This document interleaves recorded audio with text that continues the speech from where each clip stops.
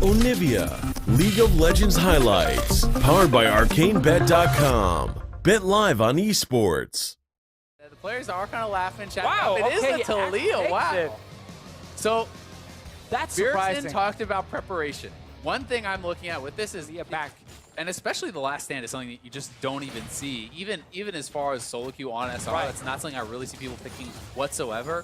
For Bjergsen, it is going to be more standard, will be the Resolve secondary tree. He's going to be playing Mirror Shell and Second Wind, so that is the flat MR as well as the regen. And it does simply look like Bjergsen is going to play the pushing game. He's going to try to win here on CS, shove in your opponent, and like it's very hard to last hit these minions properly. If they've taken any damage, they'll just die in one shot. Yeah, so you don't want to hit that caster minion before the towers hit it, because you need to just last hit it right after. It's not like on Summoner's Rift where you gotta hit the caster minion once, then the tower shot hits, and then you last hit. Faker just messed that up and actually lost the CS. The melees are also very awkward to CS because it's not like 2 hits then auto it. It is kind of like a hit and a half, so you kind of have to prep them properly to actually have them be able to be last hittable. Obviously, Syndra can be pretty good at that later on, though. Basically, the tower 2 shots the melee minions. Yep. That just makes it very difficult to CS. So Bjergsen, once again, playing to just push all the time, and it is working for him at the moment. Faker looking instead for that all-in, needs to land the stun first, and then he can apply a lot of burst damage that Bjergsen will struggle against. The other thing that's actually really big on this hit map the wrong one in particular is the fact that if you control the wave, you control the health relics. And every time you're getting a health relic, that's essentially a full potion extra of HP. So and even if Bjergsen is getting poked somewhat, the fact that he's getting both of these relics is a really big deal. And he's just going to go back to base. The fact that he hasn't gone back to base and that his opponent has a very strong push means if he cannot push up the wave before he goes back, it's going to be tough for him because he will likely have a lot of minions denied to the turret while he is away, and then the wave will be pushing back from him again.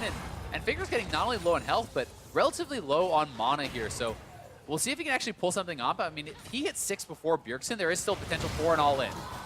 This is dirty, though, from Bjergsen. Again, so much poke landing. Got that early back. You know, he's sitting with 2 Dorns. He has boots as well. And he's taken 3 health relics to Faker 0. Like, he continuously gets them. Yes, he took a Scatter of the Week there, did get traded on, but he grabs, again, another health relic. He's pushing in Faker, and Faker's almost out of mana. Yeah, so Faker is just kind of waiting to get, like, level 6. Then he needs to go back and get full mana, and then he needs to go into this lane here and see if he can actually try and lock down Bjergsen. The problem with that is it should be very apparent to Bjergsen. Oh, he knows for sure. Well, right? And when you're in a situation like that, if I'm Bjergsen, I push out this wave, I base again, I buy defensive items. Oh, stop the recall. You buy something like a Ruby Crystal, you buy Magic Resist. As long as you cannot get one shot, you already have enough pushing power just from a couple Doran's rings in your base damage. He's kind of outthought Faker a little bit here, it feels like.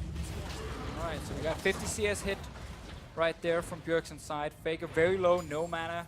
Can't really fight against the Taliyah at the moment. Just tries to last it under this turret. The minions will not really help him here because they start hitting the casters. Gauge the fight here. Faker right now, though. We'll try and see if he can fight. Misses that one. And to Faker's credit, he actually has kept the farm pretty close. So it is not out of the realm of possibility they could win, you know, just on farm if he can actually push Bjergsen back. Yeah, this is a very big wave for Faker right here, where he's picking up quite a lot of CS. We'll be able to last hit that one as well. Actually, able to really control most of the melees. Sadly for him, has to give away a single one. Only down 3, though. He's actually done quite a remarkable job last hitting under the turret. And Faker just barely stepping forward. Remember, though, Faker does have last stand, meaning he will deal more damage when he is on low health. Bjergsen likely not expecting that sort of a mastery. Could be a little bit surprised with the extra damage coming out. Oh, Faker wants this one. Bjergsen's out of mana. Faker could actually theoretically catch up on farm here. Oh, he will try. Let's see if he can stop the recall as well. There we go. Stop this one. Didn't get the last one because Bjergsen just made it back in time. Faker, yeah, while he's a bit low on HP, does have both summoners available. Bjergsen's exhaust here. Obviously needs to be in range to use it when Faker is actually going for the all-in. Faker is much more focused on just healing himself. And staying alive. Misses the stun. Yeah, this is pretty intense. Faker super scary. Going back again. They're actually completely tied on minions now, but Faker does not want to just give up these waves that are coming out. Yeah, also extra minions right here that Bjergsen can kill. Faker wants to try and get it under the turret to see if he can deny something, but That's where Taliyah is so good at just pushing it right back.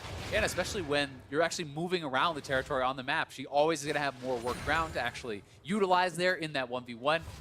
Faker looking like he is trying again to go back, but Bjergsen could very easily stop this. He even has the ult to stop that, and Faker getting so low. Yeah, and that's greedy by Faker to start recalling right there. You know, he's still in front of his turret.